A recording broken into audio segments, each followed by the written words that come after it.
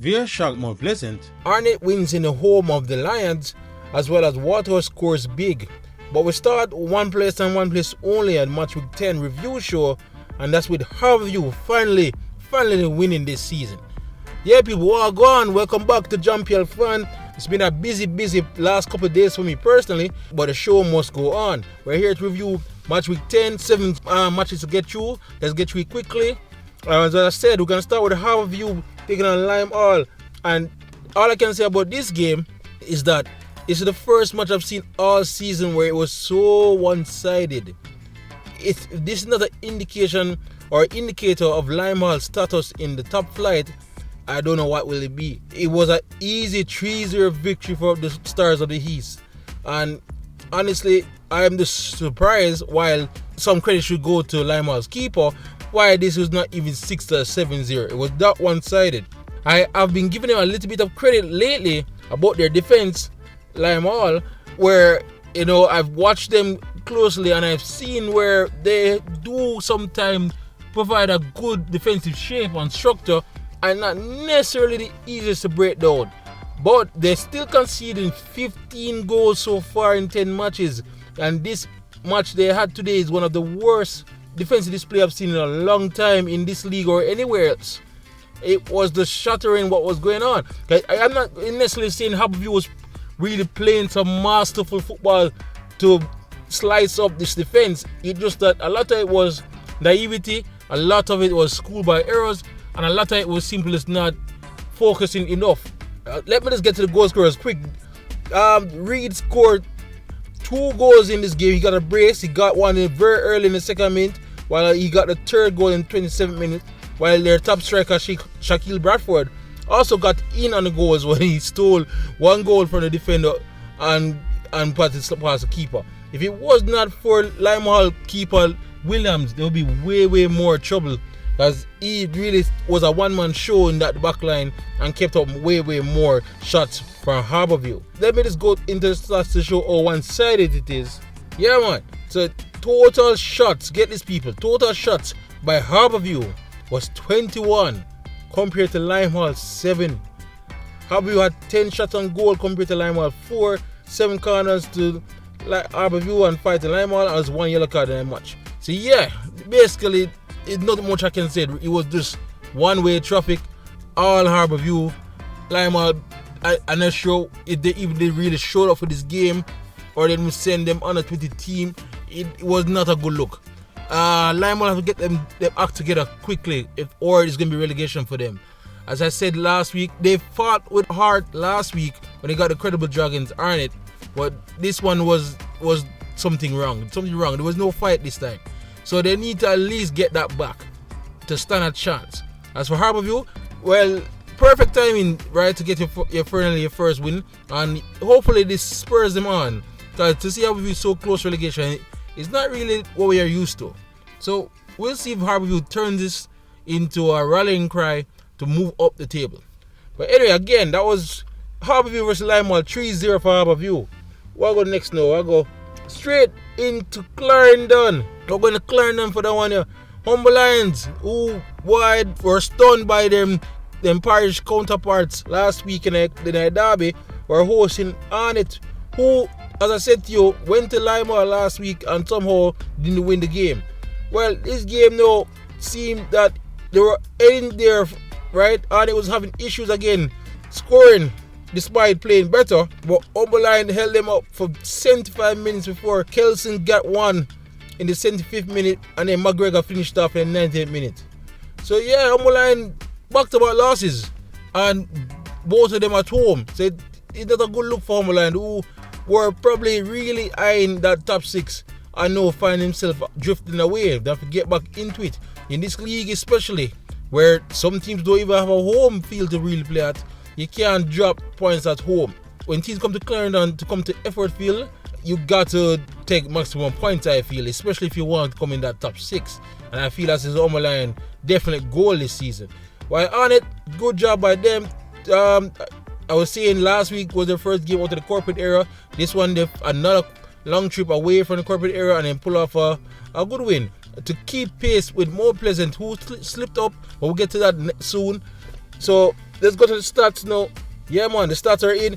So it was 8 shots by Molynes compared to Arnett, people, 17. So just like the game against Limewell, Arnett peppered the goal, but this time he found a way through. So 2 goals on target by Molynes, 7 by Arnett. And then they had 7 corners. So yeah, man, they really were going for the win this time. Gilbert having in players really going at it. One thing I should note is that Harbour did not play this game. He didn't start in this game. I'm not sure if there's an injury there I was aware of. But, you know, it's good to see without one of the main attackers, Gilbert was able to rally this team and then get a victory on the road. So yeah, it ended again. Molynes 0 and a 2. Alright, what next game we go? Well, should we touch on we should touch on Mount Pleasant, guys. We're going to touch on Mount Pleasant here. Because the Mount Pleasant situation is nothing new really seen in the world of football. But some people are losing mind. It's like people never really believe say Mount Pleasant can lose in this league because of the money apparently. So yeah, let's get straight to it. Mount Pleasant was playing at home at Jacksall against Vere United and they lost 2-0. And me I hear people are lose their mind over it. I talk about things like Topper Whitmore is a fraud and Topper Whitmore for losing job already just because he loses back-to-back matches. Crazy things. The one thing I would say about this particular lineup by Topper though, I find it interesting that we knew that Bailey was not going to start and we knew that Phillips was most likely not going to play because of what happened midweek. But I was surprised as anyone else that Chung did not start the game, and it was good to see Green back, but you know, I just find it weird without some of your better players that Chung did not start. But you know, the coach knows what goes on in training midweek, so you know, you still expect him a strong. Mount Pleasant is a very strong unit, a very strong team overall. So we feel anybody that slots in there can do the job. But it never work out that way them. Maitland in the 22nd minute gave Vere the opening goal. I always like this Maitland kid. Very good and very nippy, very tricky. And then Calvin in the second half finished off of Vere. So from my understanding, what the reports I'm hearing is that Mount Pleasant never played poorly and they really were in the game but choked the whole game, but Vere just sucker punch him at the right time. They see the stats match it up. Alright, they look from what I'm seeing here, they do. 22 shots by Mount Pleasant compared to 8 by Vere. 9 on target by Mount Pleasant compared to the 4 from Vere. So, yeah man, it seems like they play some good football, but you know, sometimes football is a cruel sport. If you don't take your chances, you leave yourself open to some heartbreak. So it seems that's what happened. Nothing I think the fans or the critics should really worry too much about. You know, these things will happen. So Topper lose back-to-back games, but he started with 6 wins. It's not a big deal. You know, we're not seeing on what people talk about him under pressure already. I don't think Mr. Peter Gould is at trouble the man already about this. But yeah man, good win for Vere though. Massive 6 points they have picked up in these last 2 games, both on the road. Massive chance for them going to the top 6 if they continue like this. So again, it finishes Mount Pleasant 0, Vere 2. Well, I go to next. Let's go to Montego Bay. I go to Westport Park. And initially I predict this was going to be a 2-all job because I said if you underestimate Dunbeholden, you do it at your own peril. And it proved not necessarily the case that Montego Bay did that, but they did lose to Dunbeholden 2-1 in Westport Park. Montego Bay was coming off the first back-to-back victory the first time in a couple of seasons, and I was probably hoping to continue the gravy train growing. But you know, Dunbeholden, as I said, Lenny Hyde have the full concentration on this club now. Schoolboy done. So we feel say, yeah, I see Dunbeholden really play some ball now. And you see him here, there was a brace by Gale, once in the 56th minute and once in the 54th minute, while Campbell gave Mobe the lead in the 4th minute. But you know, not sure exactly what going down at Westport Park, but let's see what the stats tell me. Alright, stats. Mobe made 8 total shots while Dunbeholden made 13. Dunbeholden also got 5 on target compared to Mobe 3. So the stats didn't give me necessarily possession, but possession it is all different thing overall. But it's so like Dunbeholden, after going down by the early goal, stepped up the pace and got themselves back in the game and then took control. Again, I didn't get to see this game or anything, but and I didn't get much reports what happened. But this, you can infer a little bit from what you have seen here is that Dunbeholden, after the initial stages, kind of dominated the game. So yeah, a good win on the road again for Dunbeholden. We're surging back up the table, and this is good response to all those Lenny Hyde critics. Just like Topper, I don't know why Lenny Hyde was getting some critics earlier in the season when Dunbeholden wasn't doing much, and I always tell people, so don't worry, once him done with Clarendon College, I see Dunbeholden step up. In fact, some of the players from CC are on the Dunbeholden team, so it could be what's causing them surge right now. Whereas Mobe, boy, back to the drawing board. It's no shame sometimes we just lose to a better team, but to lose to Dunbeholden, you feel is kind of close to your range, not necessarily elite team. So they will probably feel a way about that, losing at home to them. But you go again. It was good to get back-to-back wins. They have to try to be consistent. But again, it end Mobe 1, Dunbeholden 2. Oh, we got to next. We got to Portmore, where the Portmore United hosted Cavalier. Cavalier, who pulled out that miracle win last week against More Pleasant, was coming here again to try to take out another strong team. To me, this is one of the top 3 clash to me. Okay, yes, Cavalier may not be right there right now in the table, but I still believe Cavalier are one of the top 3 teams in the league. Or top 4 if you count Tivoli, of course. But Cavalier went down to Portmore, and then if you see the final score, like I did, when I saw the final score at 1-0, I said to myself, alright, Portmore, stellar defense, kick back in, and shut down all that come oppose them. But from what me I hear and the reports are going, Cavalier actually got 2 penalties or them somehow miss. Right?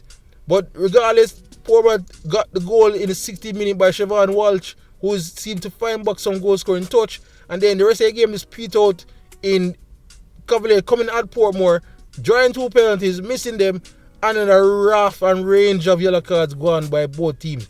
Portmore especially had 5 yellow cards in this game. So it's all like Portmore roughed them up too much in their box apparently, and then Cavalier could not just take advantage. So what the stats say? Alright, 6 shots by Portmore compared to 9 total by Cavalier. 3 apiece when it comes to shots on target though, and 7 corners to Cavalier compared to 3. 5 yellow cards, as I said to you, by Portmore compared to 2 from Cavalier.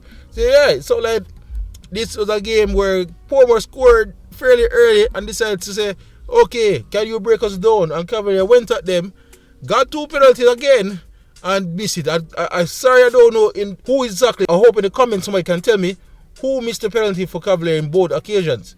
But so you got sometime Cavalier, you bounce back, I still think they're decent side enough. They should be in the top 6. While Portmore, another 3 points, and a good 3 points after the disappointment they have lately with the Dragons, Waterhouse, and the death, as well as the loss before that. So nothing wrong in going on in Portmore here. So yeah, that's Portmore 1, Cavalier 0. Alright, we'll go to the final Sunday game. Tivoli take on Molynes United. Molynes now, another one of those teams that are desperate for a win. Relishing right there in the 13th spot in the table. Went up against a very strong Tivoli, was made Stadium East basically their home advantage, honestly. I'm trying to think if they lost this season at Stadium East. It's not necessarily ringing a bell at this moment. But yeah man, Tivoli has been playing fairly well at this venue. We was more surprised with all the firepower Tivoli can muster. They didn't break through until the 71st minute. While Molynes again looked fairly decent, but them can't just get the ball in that net more often. This is the sign of how you're not necessarily a top team, or mid-table. But you just cannot get consistent for not only 90 minutes, but just for 45 minutes. While Tivoli, another 3 points is all them care about. Them probably don't necessarily worry about if they play all that well. It's 3 points that matters sometimes. How are the stats going for this game? Yeah man, so Molynes actually outshot Tivoli 7-6. As I said, Molynes was really into this game. It wasn't no cakewalk here for Tivoli as most predicted. Shots on goal, 3 apiece. And then Molynes had 5 corners, 3. So yeah man, tell us, Molynes need a striker, a clinical striker, for get them out of this hole them in. Because they're not playing well badly. They create chances. It just seems that them just need somebody to say, yo, me and a big man on campus, me I got stitch to goal them.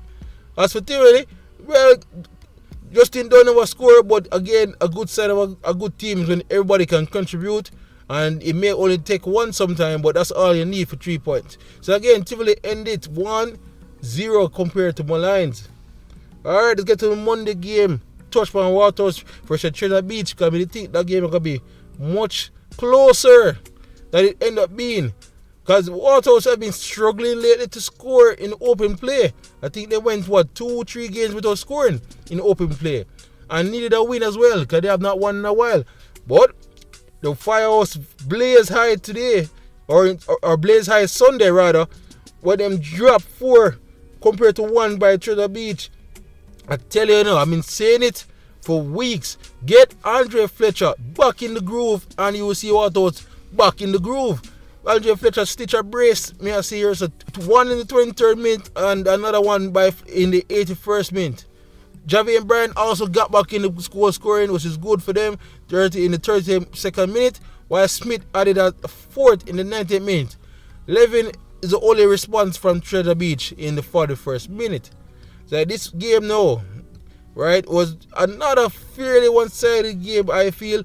Although it was a brief moment of Trinidad Beach getting back into things when Levin scored and made it 2-1, but all that was, it was evaporated when Collins get the red card, and then, Waterhouse from there just basically control every single portion of this game. So it was a good win for Waterhouse. Them needed this, and I said it before, when they're confident, Waterhouse play one of the better football in the league. It's just that they don't seem to be confident more often. Trinidad Beach, though, hard luck. I still think that they should have quality to avoid relegation, especially what poor Molynes and Limewater are doing. But Trinidad Beach seems that they don't necessarily travel well. So let's look at the stats. 20 total shots by Waterhouse compared to 11 by Trinidad Beach. That indicate of their dominance, as I said. 6 shots on goal by Waterhouse compared to 3 by Trinidad Beach. And then 5 corners to 3. So yeah, man, Waterhouse easy win. No problem there. So yeah, guys, that is match week 10. Tell me in your comments how your team is doing. If you like where they are at the moment, how well they did this weekend. I know we have a brethren there who probably not happy with Umberland back-to-back loss. I give credit here for Harbour View for finally winning them first game of the season. While me I tell the people, critics at Topper, go easy upon the coach. 2 losses is not that big a deal. It's not that easy. It's what side is used to winning, right? And him get them first disappointment like what happened against Cavalier. It's not that easy to drop them back up again. So give them a little break. As for Lime All, what can they do? They already changed coach. So you have to think, what else can they do? It looking like it's no return already at only 10 games. But I don't know what them can do, because they're not scoring and they're not defending. That is the recipe for disaster in the football world. But anyway, guys, but now I run the time out no much longer. That's match week 10. Well, we're approaching the Christmas festivities, the whole games to look forward to, right? So keep up here all of the news here at JamPL Fan. We'll be back to preview match week 11. For anything else, keep it locked right here. Thanks for watching, people. Bless up YouTube.